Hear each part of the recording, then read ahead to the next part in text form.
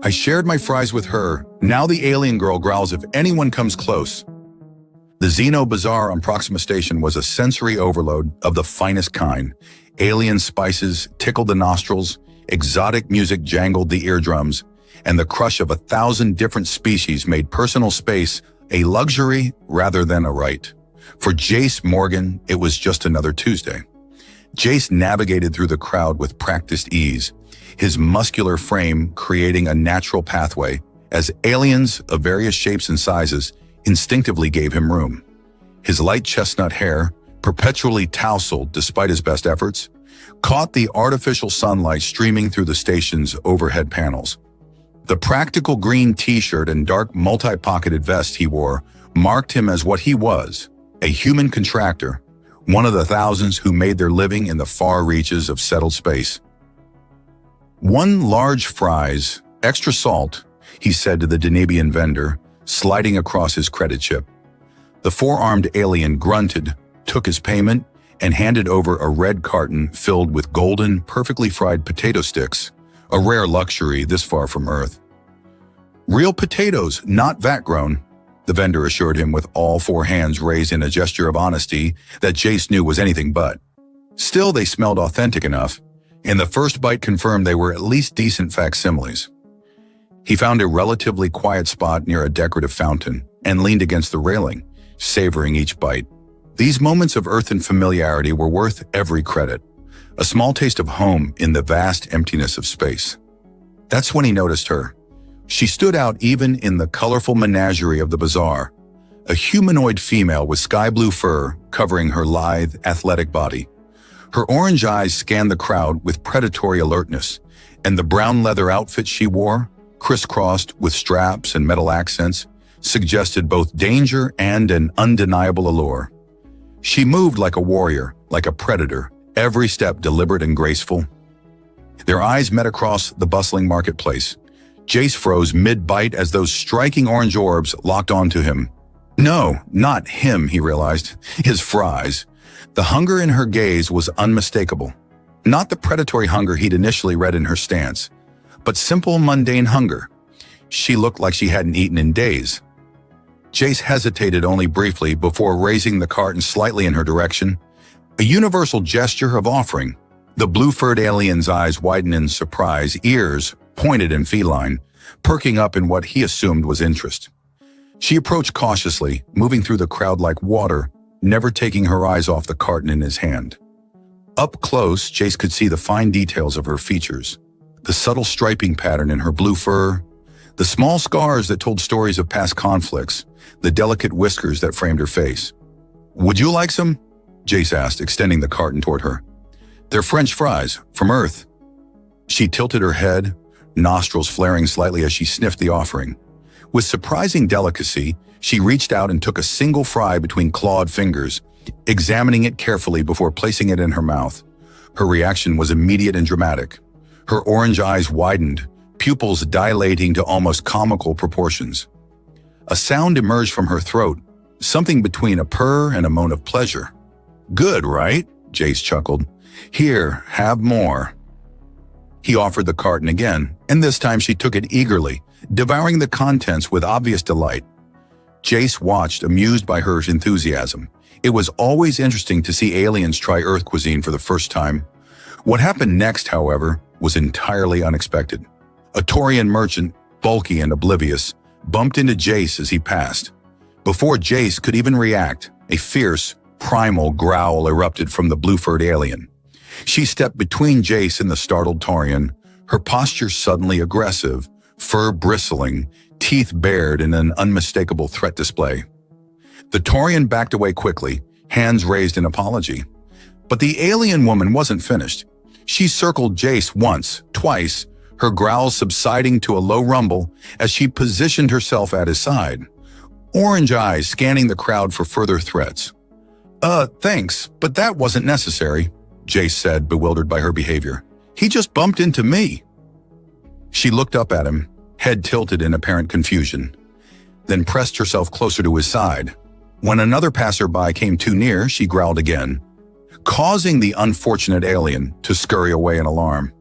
"Okay," Jace muttered, "this is getting awkward. He tried to step away, but she moved with him, maintaining her protective stance. It was as if she had appointed herself his personal bodyguard, all because he'd shared his fries. "Look, I appreciate the thought, but you don't need to," Jace began, but was interrupted by another growl as a human woman approached, clearly intending to ask him something. The woman retreated hastily, shooting Jace a look that clearly said, "Control your pet." He winced at the implication. "This isn't going to work," he told his blue-furred shadow firmly.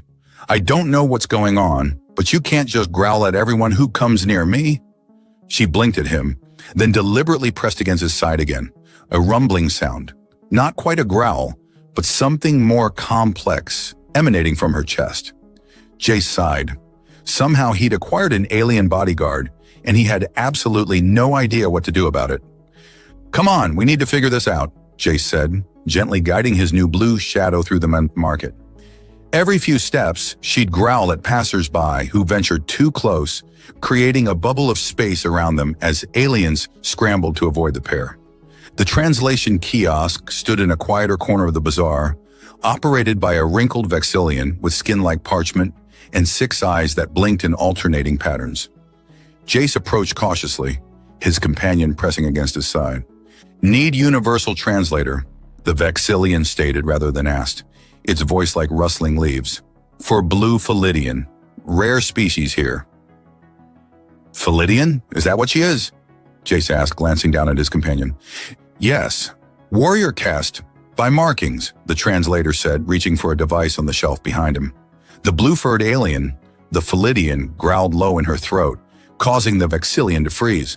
"It's okay," Jace assured her, placing a hand gently on her shoulder. "He's helping us communicate."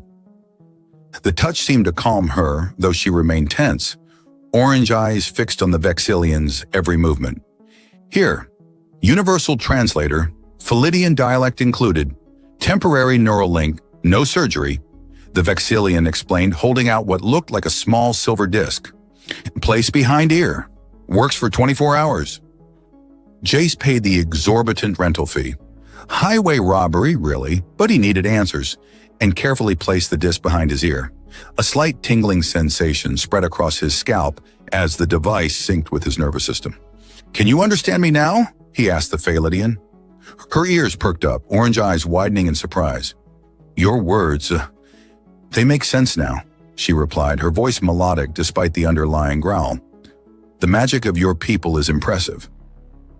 "Not magic, just technology," Jace corrected with a smile. "What's your name?" "I am Kira of the Night Shadow Pride," she replied, standing straighter, a hint of pride in her posture. "Hunter-class warrior of the 3rd rank." "I'm Jace Morgan, human contractor."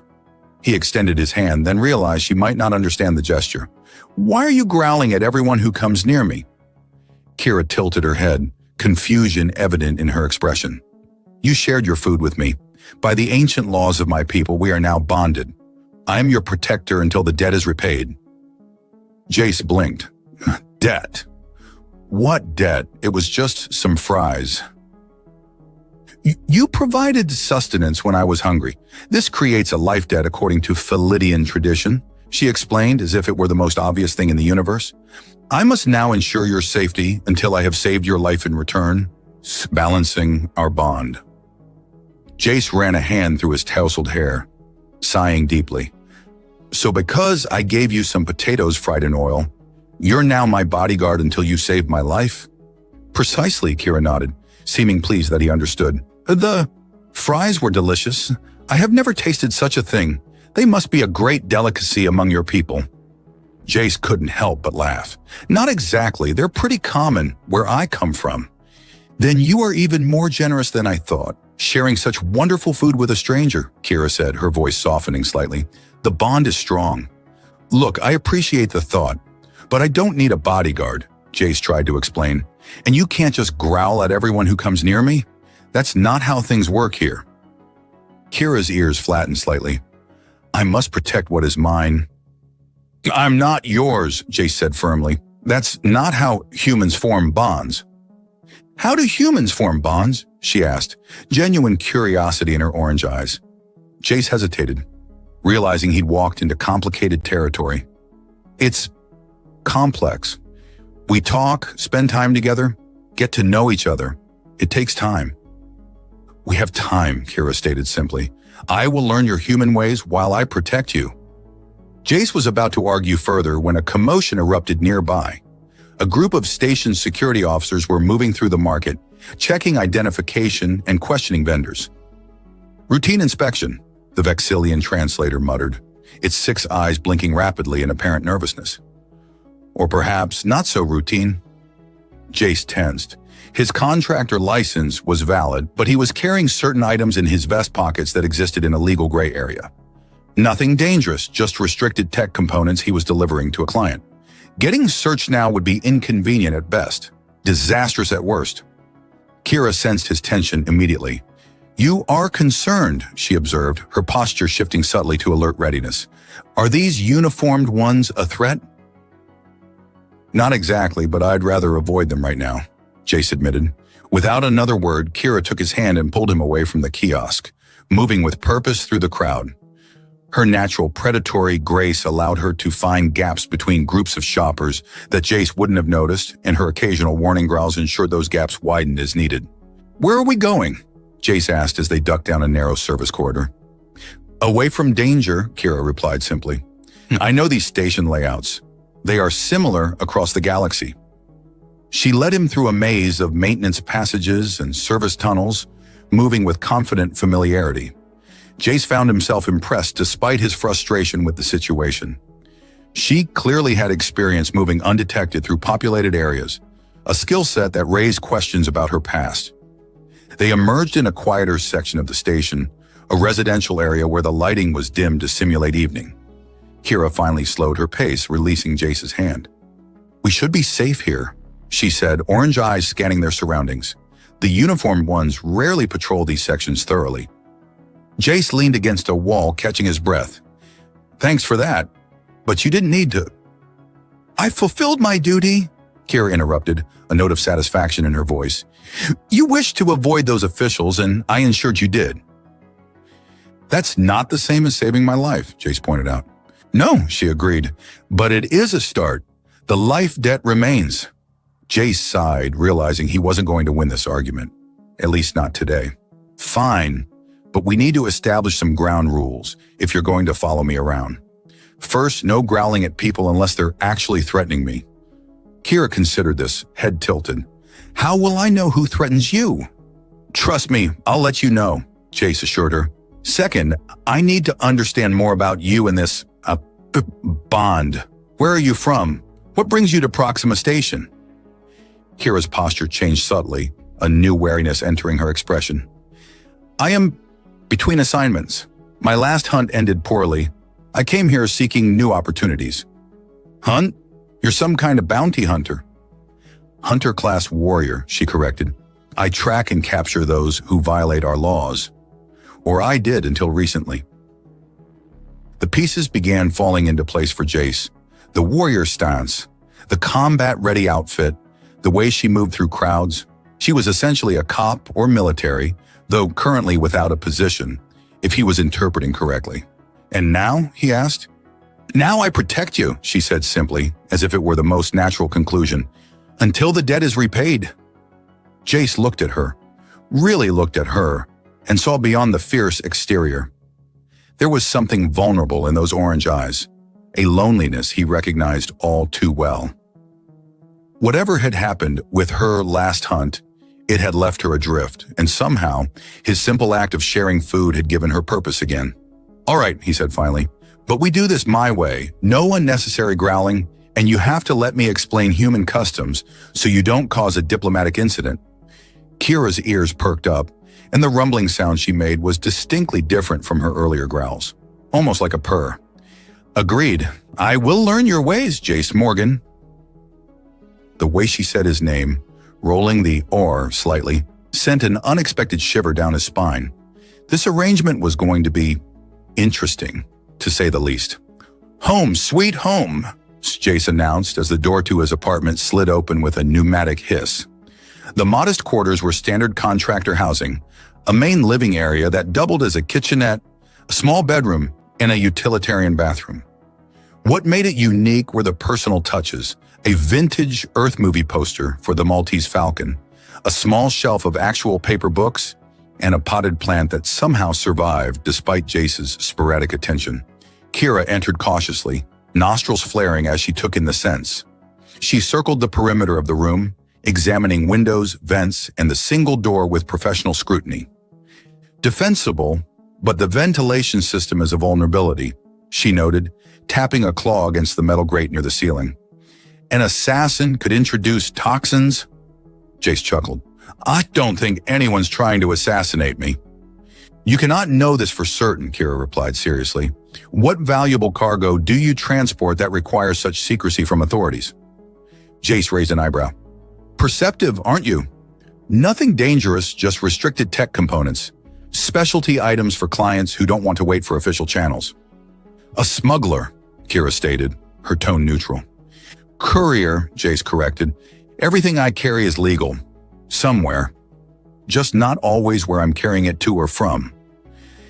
Kira seemed to accept this distinction with a slight nod. She continued her inspection, pausing at the small kitchen area. You have more of the fries? Not at the moment, Jace said, amused by her hopeful expression, but I can make some later. I have potatoes. Her ears perked up at this, and that rumbling purr returned briefly before she composed herself. That would be acceptable. Jace's comm unit chimed, interrupting the moment. He checked the display and frowned. I need to take this. It's a client. Kira nodded and moved to a position by the window, giving him the illusion of privacy while maintaining a vigilant watch on both the room and the view outside. Morgan, Jace answered, keeping his voice neutral.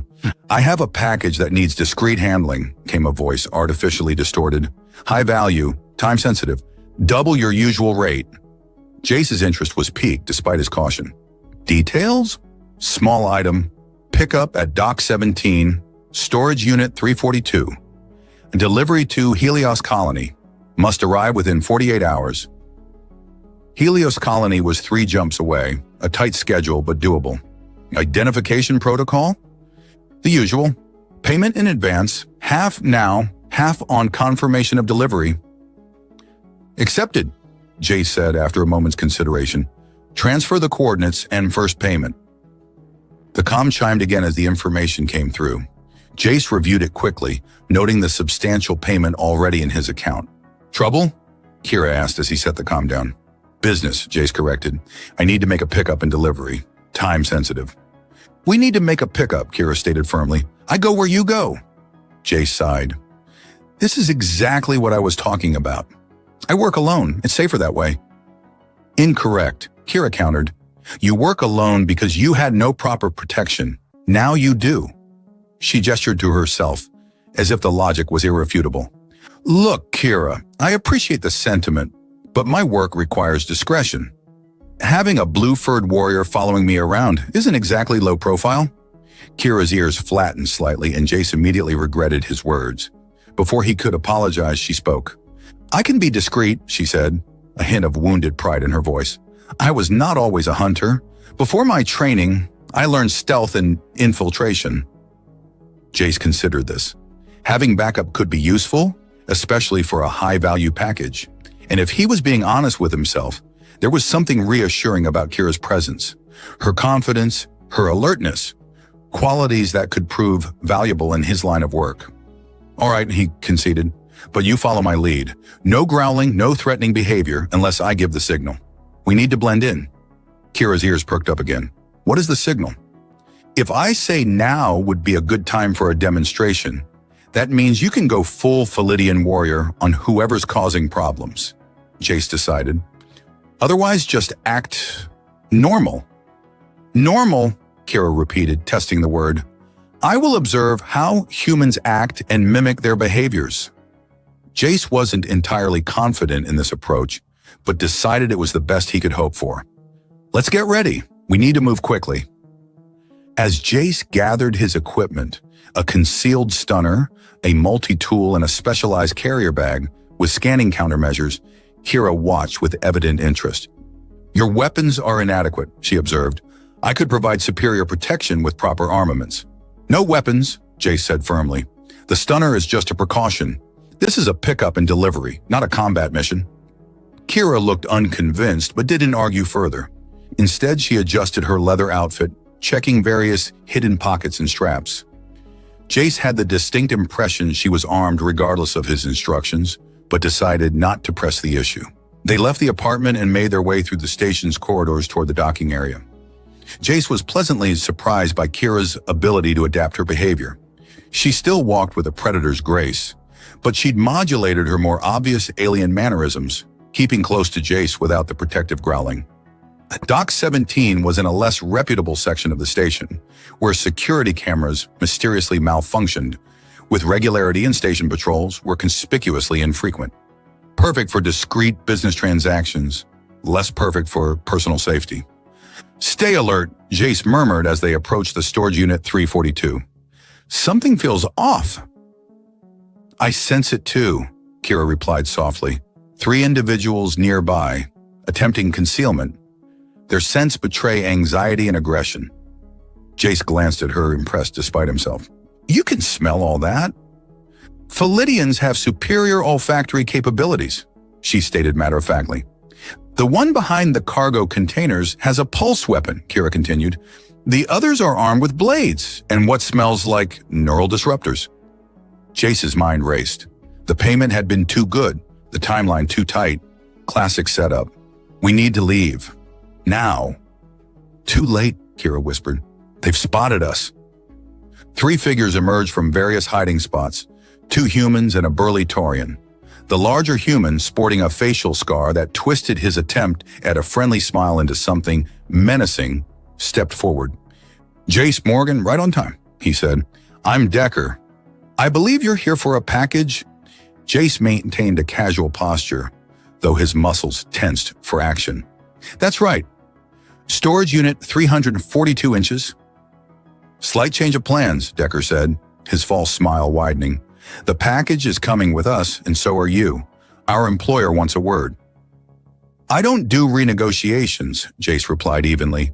"If your employer has concerns, they can contact me through the usual channels." Decker's smile vanished. "This isn't a negotiation. And who's your blue friend?" "Didn't mention you'd have company." "Consultant?" Jace said smoothly. "Specialized security." Kira remained silent beside him, but Jace could feel the tension radiating from her. She was coiled like a spring, ready to unleash violence at his signal. "Well, your consultant is welcome to join us," Decker said, his hand drifting toward the weapon at his hip. "Or she can stay here. Permanently." Jace weighed his options. 3 armed opponents, unknown backup, potentially waiting elsewhere. And not great odds, even with Kira's evident combat capabilities. "I think," Jace said slowly, "now would be a good time for a demonstration." The change in Kira was instantaneous and terrifying. The controlled, observant companion vanished, replaced by a blur of blue fur and lethal precision. She moved faster than Jace's eyes could track, a growl of primal fury erupting from her throat. The Taurian went down first, a precise strike to his throat, cutting off his startled bellow. The second human barely had time to raise his neural disruptor before Kira was upon him, her clawed hands disarming him with brutal efficiency. Decker managed to draw his pulse weapon, but Kira was already in motion, her body twisting in midair to avoid his panicked shot. She landed directly in front of him, her growl now a terrifying snarl that exposed impressive fangs. "The next one who moves toward my human dies," she announced, her voice carrying a guttural undertone that made the threat unmistakably genuine. Decker froze, pulse weapon still half raised. "What the hell is she?" "My consultant," Jace said, stepping forward to retrieve the weapon from Decker's suddenly unresisting hand. "As I mentioned..." With the immediate threat neutralized, Jace quickly bound the 3 would-be ambushers using restraints from his vest pockets. Kira maintained her vigilant stance, orange eyes constantly scanning for additional threats. "Who sent you?" Jace demanded, crouching beside Decker. "Don't know his real name," Decker muttered, fear evident in his eyes as they kept darting to Kira. "Goes by the director. Said you had something that belonged to him."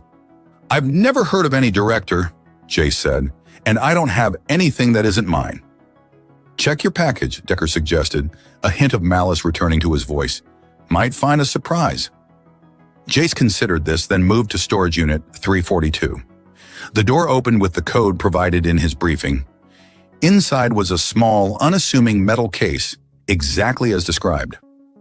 "Can you smell anything unusual about this?" Jace asked Kira, who approached cautiously. She examined the case without touching it, nostrils flaring.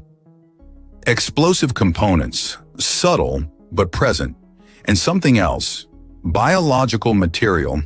Jace cursed under his breath. Trap within a trap. They wanted me to transport something dangerous, then either capture me en route or let me complete the delivery and take the fall. "What will you do with them?" Kira asked, nodding toward their captives. Jace considered his options. Station security would ask too many questions. "We'll leave them here, but first," he approached Decker again. "Tell your director that Jace Morgan doesn't appreciate setups. Next time, I won't be so understanding."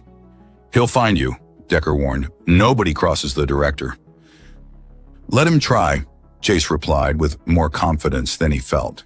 He turned to Kira. "Let's go. We need to dispose of this package safely and figure out who's targeting me." They left the storage area quickly, Jace carrying the case carefully. Once they were several corridors away, he stopped at a waste disposal chute. "Stand back," he instructed, opening the case with extreme caution. Inside was a small vial containing a glowing blue substance, nestled in what appeared to be explosive components designed to trigger upon arrival at Helios Colony. "Biological weapon?" Kira suggested, examining it from a safe distance. "Looks like it," Jace agreed grimly. "Probably engineered to look like it came from my supplier." He carefully removed the vial, disabled the explosive components, and separated them for disposal in different chutes. As they made their way back to his apartment, Jace's mind raced with implications. Someone powerful wanted him eliminated or imprisoned. Someone who knew his routes and contacts. "You are concerned," Kira observed as they entered his quarters. "Someone set me up," Jace said, securing the door behind them. "Someone who knows my business. That's unsettling." "You have enemies," Kira stated. It wasn't a question. "In my line of work, it happens," Jace admitted. "But this feels personal and well-funded." Kira moved to the center of the room, her posture straight and formal. "The threat to your life confirms the necessity of our bond. I will continue to protect you until this danger has passed." Jace looked at her, really looked at her. Beyond the fierce exterior and warrior stance, he saw something he hadn't fully appreciated before. Absolute dedication. Whether driven by cultural obligation or personal choice, Kira was committed to his safety in a way no one had been in a very long time. "Your fighting skills are impressive," he acknowledged. "I've never seen anyone move that fast." A hint of pride showed in Kira's expression. "I was top of my hunter class. Before what?" Jace prompted gently when she didn't continue. Kira's ears flattened slightly. "Oh, before I was cast out, my last assignment, I refused an order that violated my personal code. My superiors did not appreciate my moral objections." The pieces clicked into place for Jace. Her presence alone on the station, her hunger when he'd met her, she was an exile, cut off from her people and resources. "So you're a rogue warrior with principles," Jace summarized. "Well, I can respect that." "You are not concerned by this revelation?" Kira asked, genuine uncertainty in her voice. Jace shrugged. "We've all got past, Kira. What matters is what we do now." He moved to the kitchen area. "And right now, I believe I promised you more fries." The change in Kira's demeanor was immediate. Her ears perked up, and that rumbling purr returned. Jace couldn't help but smile as he began preparing the potatoes. As he worked, Jace found himself stealing glances at his unusual companion.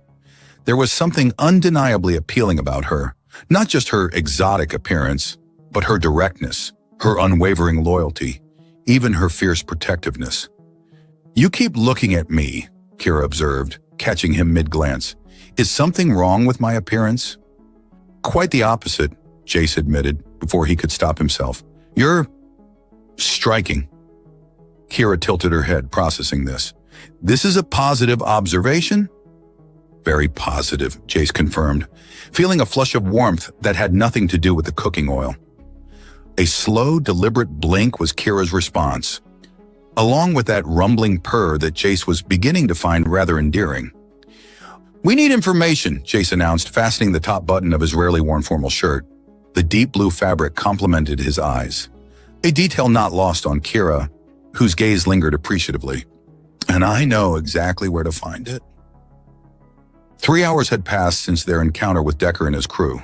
They'd used the time wisely, eating the promised fries, which Kira had devoured with unabashed delight, researching the director, finding nothing concrete, and preparing for their next move. "Where are we going?" Kira asked, watching Jace transform from casual courier to something more refined with a few simple wardrobe adjustments. "Club Paradox," Jace replied, slipping on a tailored J seat. "High-end establishment where the station's elite mingle with visiting dignitaries and the occasional criminal mastermind. If anyone knows about this director, we'll find them there." Kira frowned. "A crowded social venue presents security challenges, which is why you'll need this." Jace produced a sleek, form-fitting outfit in deep charcoal gray, less conspicuous than leather with straps. Kira examined the garment with obvious skepticism. "This provides no protection." "It provides the protection of blending in," Jace explained. "Club Paradox has a strict dress code and an even stricter no-weapons policy. We need to look the part." After some convincing, Kira reluctantly changed into the outfit. The result was striking. The sophisticated clothing accentuated her athletic figure while downplaying her more obvious alien features. With her blue fur groomed and her posture adjusted to appear more relaxed, she could almost pass for an exotic socialite rather than a warrior. "Remember," Jace said as they prepared to leave, "no growling, no threatening gestures. We're just two people enjoying an evening out." "I remember our agreement," Kira replied, though her tone suggested limited patience for the charade. "But my duty remains. Your safety is paramount." "The best way to ensure my safety tonight is to help me gather information without drawing attention," Jace insisted. "Can you do that?" Kira's orange eyes met his, intense and unwavering. "For you, I will try." The journey to Club Paradox took them through the station's upper levels, where the corridors widened, the lighting softened, and the general atmosphere shifted from utilitarian to luxurious. Kira observed these changes with evident curiosity. "Your station segregates by wealth," she noted, "like my homeworld." "Like most places in the galaxy," Jace replied with a hint of resignation. "Some things never change, regardless of species." Club Paradox lived up to its name, a study in beautiful contradictions. The exterior was understated elegance, while the interior exploded in controlled opulence. Soft, bioluminescent lighting cast everything in a dreamlike glow. Gravity modulators created areas where patrons could float gently above plush seating or dance in 3 dimensions. The clientele was equally diverse. Humans in formal attire mingled with aliens of various species, all projecting an aura of importance and wealth. The doorman, a tall, slender being with metallic skin, gave them an appraising look before nodding them through. Jace had called in a favor for their access, and apparently it had paid off. "Stay close," Jace murmured as they entered the main floor. "My contact should be here somewhere." Kira moved with surprising grace, adapting quickly to the social environment despite her obvious discomfort. Her orange eyes constantly scanned their surroundings, but she managed to make it look like casual observation rather than tactical assessment. They made their way to the bar where Jace ordered drinks, something amber-colored for himself, and, after a brief consultation with the bartender, a luminescent blue concoction for Kira that was apparently popular among species with her physiological profile. "Sip slowly," he advised as she examined the glowing liquid. "It's stronger than it looks." Kira took a cautious taste, her eyes widening slightly. "It's pleasant, like liquid starlight." Jace smiled at her description. "Good. Now, see the human woman by the floating platform? Silver dress, talking to the Vexillian ambassador? That's Alara Voss, former intelligence operative, now information broker. If anyone knows about this director, it's her." Kira studied the woman with newfound interest. "How do we approach?" "Carefully," Jace said. "Alara doesn't appreciate direct questions. We need to—" "Jace Morgan," a melodious voice interrupted. "Still alive, I see. How disappointing for your enemies." They turned to find Alara herself standing behind them, her silver dress shimmering like liquid metal in the club's ambient lighting. Her smile was professional, revealing nothing. "Ilara," Jace greeted her with equal neutrality. "Always a pleasure." "I'm sure," she replied, her gaze shifting to Kira with evident curiosity. "And who's your striking companion?" "Kira," Jace said simply, avoiding surnames or species designations that might reveal too much. "Charmed," Ilara said, extending a hand in the human greeting custom. Kira hesitated only briefly before accepting the handshake, careful to keep her claws retracted. "Likewise." "What brings you to my corner of the station, Jace?" Ilara asked, signaling the bartender for her usual drink. "You're not exactly a regular in these circles." "Just showing Kira the finer side of Proxima," Jace replied casually. "Though I did hear an interesting rumor recently about someone called the Director. Thought you might know something?" Ilara's expression didn't change, but Jace noticed a subtle tension in her posture. "Careful, Jace. Some names aren't meant to be spoken in public." "So you do know something," Jace pressed gently. Ilara accepted her drink from the bartender, taking a deliberate sip before responding. "Not here. Meet me in the private lounge in 20 minutes. Bring your friend." With that, she glided away, seamlessly rejoining the crowd. "She knows something," Kira observed once Ilara was out of earshot. "And she's scared," Jace added. "I've known Ilara for years. Nothing scares her." They spent the next 20 minutes circulating through the club, maintaining their cover while Kira gradually acclimated to the social environment. Jace noticed with amusement that she was drawing admiring glances from patrons of various species. Her exotic beauty and natural grace making her stand out despite her attempts to blend in. "You're quite popular," he commented as they made their way toward the private lounge. "I don't understand their interest," Kira replied, genuinely puzzled. "I've done nothing to attract attention." "Sometimes just being yourself is enough," Jace said, surprising himself with the sincerity in his voice. The private lounge was a secluded area, separated from the main club by sound-dampening fields and privacy screens. Ilara was already waiting, along with a nervous-looking Taurian in formal business attire. "Jace, Kira, this is Moran," Ilara introduced the Taurian. "He has information that might interest you." Moran's four-fingered hands fidgeted constantly. "You asked about the Director," he said without preamble, his voice barely above a whisper. "He's real and dangerous." "We gathered that much," Jace said. "What can you tell us about him?" "Not him, her," Moran corrected. "Director Naomi Blackwood, former Earth Intelligence, now runs a private security firm called Sentinel Dynamics. But that's just the legitimate front." Jace frowned. "Never heard of her." "That's by design," Ilara interjected. "Blackwood operates in shadows within shadows. Her official business provides cover for her real enterprise: corporate espionage, assassination, political manipulation." "Why would someone like that target me?" Jace wondered aloud. "I'm just a courier." Moran and Ilara exchanged glances. "You transported something recently," Moran said. "A data crystal from the Arcturus system to a research facility on Europa." Jace's blood ran cold. The job had been routine. A small package, good pay, no complications. That was 3 months ago. What about it? "That crystal contained research data on a new propulsion system," Ilara explained. "Revolutionary technology that would make current FTL drives obsolete. Blackwood wanted it for her clients, but you delivered it before her operatives could intercept." "So this is revenge?" Jace asked incredulously. "Seems excessive." "Not revenge," Moran said, his fidgeting intensifying. "Insurance. The research facility is close to a breakthrough. Blackwood needs someone to blame when it's sabotaged, preferably someone with a history of transporting questionable cargo across jurisdictional boundaries." "Me," Jace realized. The biological weapon was meant to establish a pattern, make me look like a terrorist or saboteur. "Precisely," Ilara confirmed. "Once you delivered it to Helios Colony, evidence would link you to the research facility attack. Neat, clean, and utterly ruthless." Kira, who had remained silent throughout the exchange, suddenly tensed. "Someone is approaching, armed." Before anyone could react, the privacy screen deactivated, revealing two humans in nondescript clothing, their hands concealed in their jacetes in the universal sign of concealed weapons. "Mr. Morgan," the taller one said, "Director Blackwood would like a word." Jace assessed their options.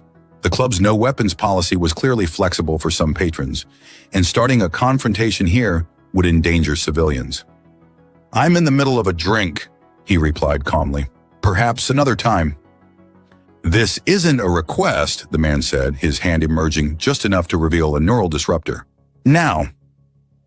Jace felt Kira tense beside him, ready to spring into action despite their surroundings. He placed a subtle, restraining hand on her arm. "Gentlemen," Alara interrupted smoothly, "this is a private establishment. Whatever business you have with Mr. Morgan can surely wait until—" "Stay out of this, Voss," the second man snapped.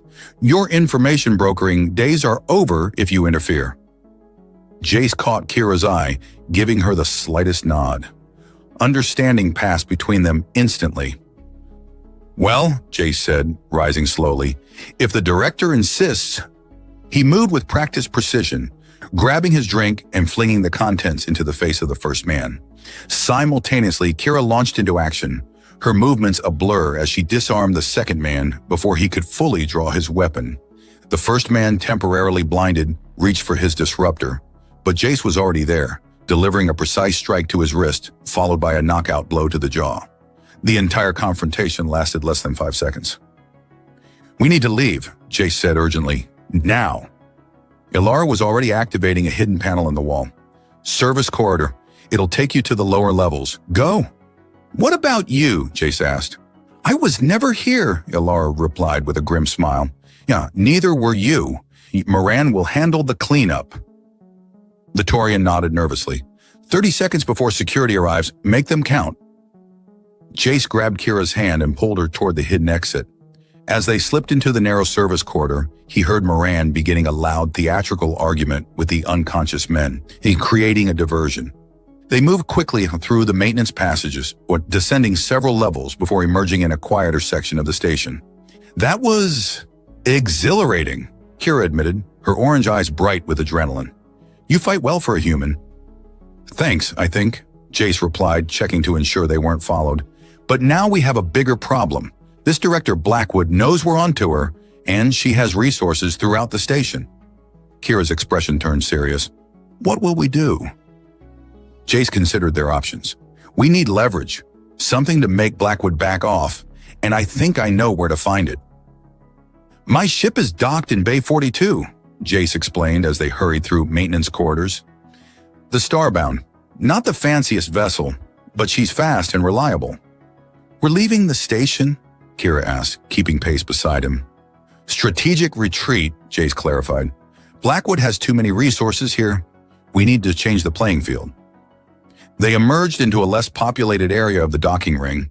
Jace checked his surroundings before leading Kira toward Bay 42. "There's something on Europa, the research facility where I deliver that data crystal," Jace continued. "If Blackwood wants to frame me for sabotaging it, that means there's evidence there that could expose her real plans." Kira's ears twitched. "A counterattack rather than mere escape. Tactically sound." As they approached Bay 42, Jace slowed. The security panel showed green, authorized access, but he distinctly remembered engaging the lockdown protocol before leaving. "Wait," he whispered, pulling Kira into an alcove. "Someone's been at my ship." Kira's nostrils flared. 3 humans, male, recently departed. "Sabotage," Jace muttered. "Blackwood's thorough. I'll give her that." Jace considered their options. "We need that ship. It's our only way off station." "I can eliminate any devices they've planted," Kira offered. "It's not that simple," Jace replied. "A single booby-trapped component could kill us mid-jump." Jace's face lit up with sudden inspiration. He pulled out his comm unit. "Starbound authorization Morgan Tango 73.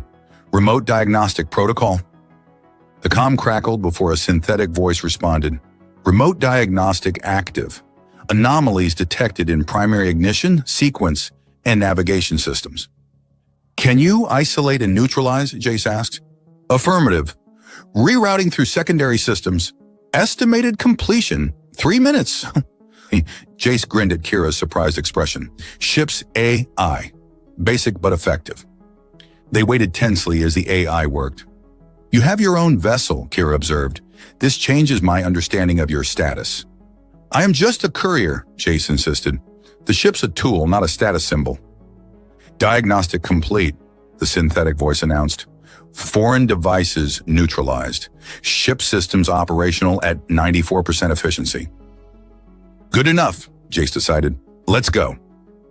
The Starbound waited within the bays, a mid-sized vessel with sleek lines and the patina of well-maintained age.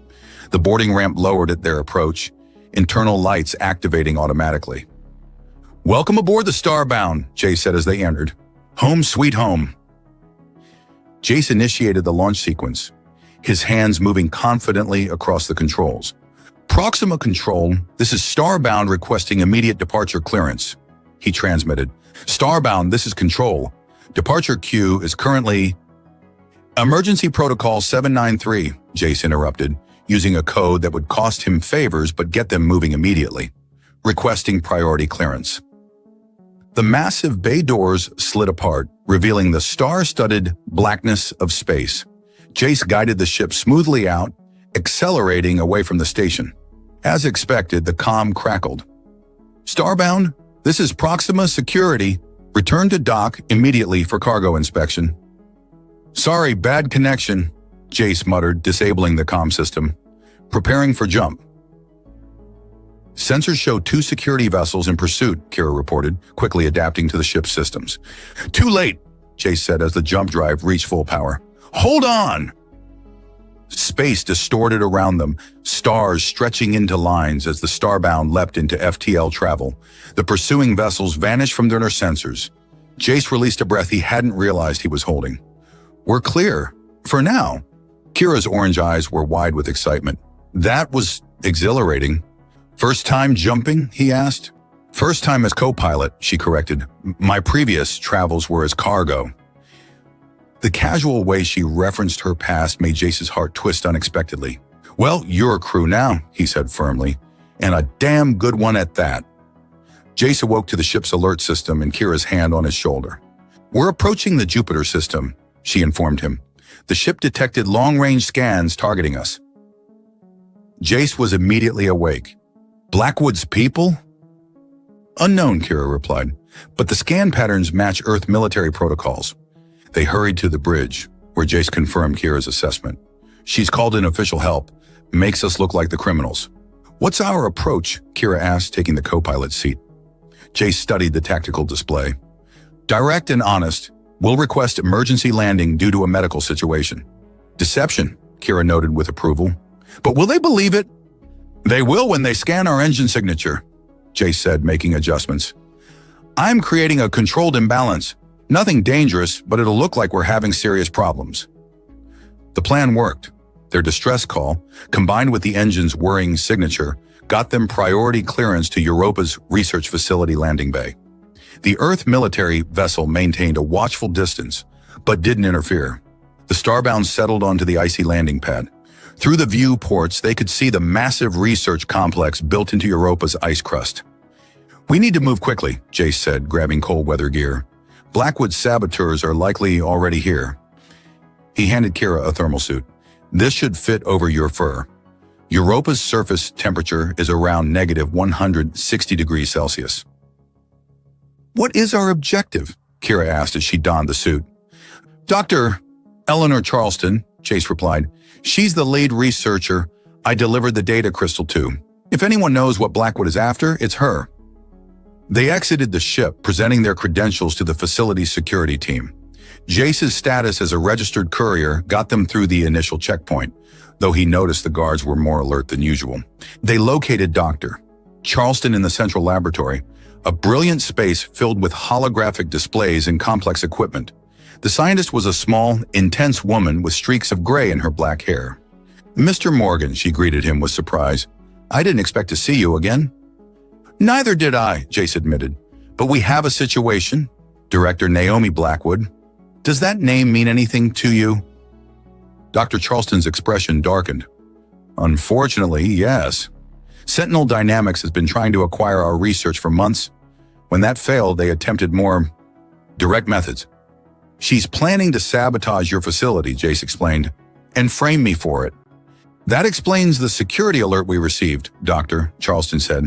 Someone claiming to be from Earth Intelligence warned us that you might attempt industrial espionage.